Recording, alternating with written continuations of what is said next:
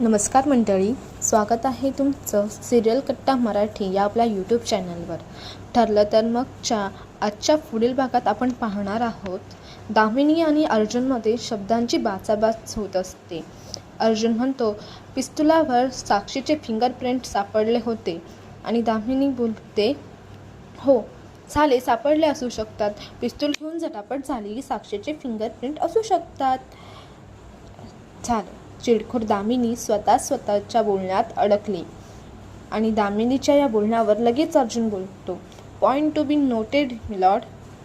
शेवटी ॲडव्होकेट देशमुख स्वतः मान्य करतात, साक्षी शिकरे आश्रमाच्या आत होती आणि झटापटीत सुद्धा सामील होती आणि या सगळ्यावर जज त्यांचा त्या दिवशीचा निकाल देतात. साक्षी शिकरे यांच्या बोटांचे ठसे हत्यारावर मिळाल्यामुळे त्यांना हे कोर्ट संशयित ठरवू शकते आणि हे सिद्ध करण्यासाठी कोर्ट ॲडव्होकेट सुभेदार यांना शेवटची संधी देत आहेत. आता बघा मंडळी, इतकं सगळं अर्जुनने जमवून आणल्यानंतर आता त्याच्याकडे फक्त शेवटची संधी उरलेली आहे.